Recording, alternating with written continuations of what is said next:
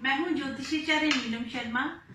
आइए आज हम ज्योतिष का ही विषय लेते हैं। ज्योतिष के विषय को हम अभी आगे बढ़ाते हैं कुछ दिनों तक, क्योंकि ज्योतिष इतना विस्तृत विषय है कि इसमें जितना भी बोला जाए, जितना भी पढ़ा जाए, हर रोज जैसे समुद्र में से मोती निकाले जाते हैं, ऐसे ही ज्योतिष के अंदर से हम ग्रहों में की बातों से, ग्रह के कॉम्बिनेशन से, ग्रहों की स्थिति से हर समय हमारी एक नई प्रेडिक्शन बन जाती है।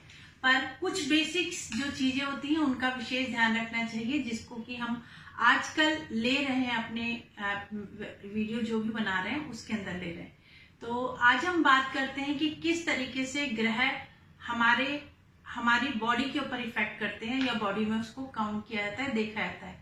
जैसे कि मैंने आपको बताया कि हमारे 7 ग्रह होते हैं। राहु केतु का भौतिक अस्तित्व नहीं है, फलादेश के अंदर उनका बहुत ज्यादा योगदान माना जाता है। वो कहाँ बैठे हैं, इसका प्लेसमेंट किसके साथ है, किस राशि के अंदर है, वहां उसका प्रभाव रहता है। पर मेन बॉडी के अंदर हम 7 ग्रहों को किस तरीके से इंडिकेट करते हैं वो मैं आज आपको बताती हूँ। सूर्य को हम आत्मा मानते हैं, तो चंद्रमा को शरीर और 5 ग्रहों को ज्ञानेंद्रिया मानते हैं, जो कि हमारी बॉडी के अंदर रहती है। अब बात करते हैं कि इन 7 ग्रहों को किस तरीके से, अगर हमारे बलवान होंगे तो वो बॉडी में वो क्या चीज बढ़ोतरी करते हैं या घटाते हैं, या किस तरीके की शक्ति को वो बढ़ाते हैं। तो आज बात करते हैं जैसे कि सूर्य और मंगल जो प्लेनेट है, उससे बॉडी का यानी शरीर का तेज बनता है। उस तेज को हम देख सकते हैं कि प्लेनेट तेज किस तरीके से उस व्यक्ति की बॉडी में, सूर्य मंगल का अगर प्रभाव कुंडली के अंदर अधिक है तो उस व्यक्ति की जो बॉडी है, शरीर में जो तेज है उसको देख सकते हैं। इसी तरीके से चंद्रमा और शुक्र को जलीय प्लैनेट माना गया है, और वो अगर हम कुंडली के अंदर देखेंगे तो जो रस इंद्रियां होती हैं उसको हम चंद्रमा और शुक्र से देखते हैं। अब बात करते हैं कि जो बुध है वो पृथ्वी तत्व ज्यादा लिए होता है, और घृणीय शक्ति यानी सूंघने की ताकत बुध ग्रह के अंदर मानी जाती है। वीरवार को यानी गुरु को आकाश तत्व अधिक उसके अंदर होता है, गुरु के अंदर, और गुरु से श्रवण शक्ति को लेते हैं। अगर इनमें से कोई भी प्लैनेट वीक होता है, कमजोर होता है, तो बॉडी के अंदर, शरीर के अंदर उस चीज की मात्रा कम हो जाती है। शनि राहु केतु को वायु तत्व के रूप में लेते हैं हम, जिनका भी ये इफेक्टेड रहता है, तो ये शरीर में वायु तत्व का प्रभाव देखने को, जैसा प्लैनेट की स्थिति है उससे हम देख सकते हैं। तो अब ये ग्रह मजबूत हालत में कैसे होते हैं, कमजोर कैसे होते हैं, वो मैं आपको बताती हूँ।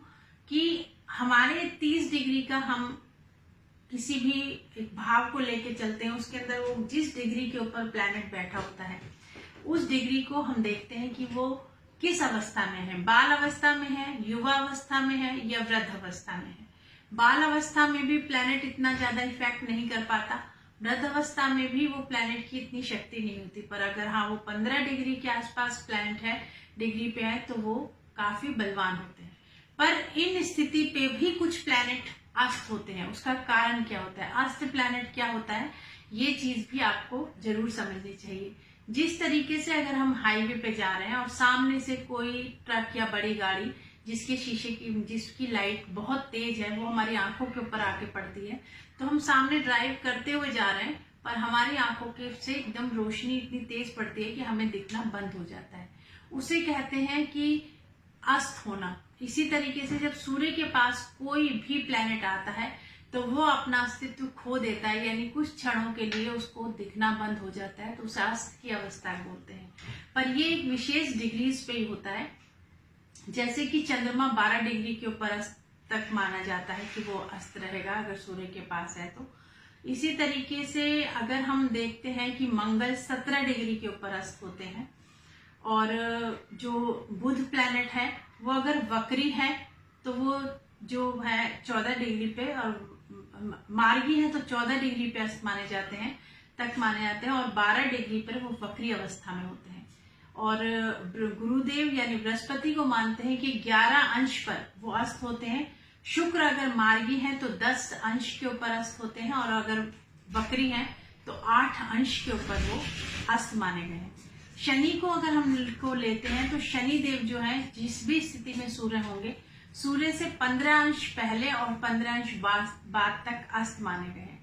इन अस्त प्लैनेटों का जिंदगी के अंदर ये प्रभाव होता है कि उस प्लैनेट की जो अवस्था है, स्थिति है, वो कमजोर मानी जाती है जब वो अस्त है। तो हम उनकी रेमेडीज बताते हैं कि आपको किस तरीके से कौन सा नग धारण करके इसको हम बढ़ा सकते हैं, या कौन सी कलर थेरेपी करके इस नग की इस प्लैनेट की पावर को बढ़ा सकते हैं।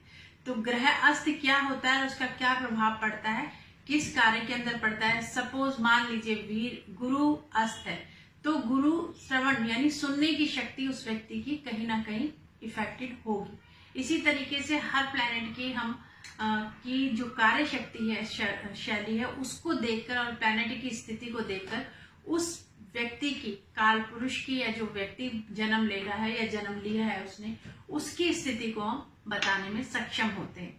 तो फलादेश करते वक्त, फलादेश जब भी हम करते हैं तो इन बातों का विशेष ध्यान रखा जाए कि ग्रह की स्थिति क्या है, ग्रह उच्च का है कि नीच का है कि अस्त है, इन सब वक्री है कि मार्गी है, ये सब प्रेडिक्शन करते वक्त अहमियत रखते हैं। तो इसके बाद जो नेक्स्ट वीडियो बनेगा उसमें हम ग्रह के उच्च का किस डिग्री पे होता है, नीच किस डिग्री पर, किस राशि में होता है, उसके बारे में बात करेंगे कि जिस समय हम फलादेश करेंगे तो ये बात तुरंत की तुरंत हमारे जहन में आती है और हम फलादेश करते वक्त जो प्रेडिक्शन होती है वो बोलते हैं।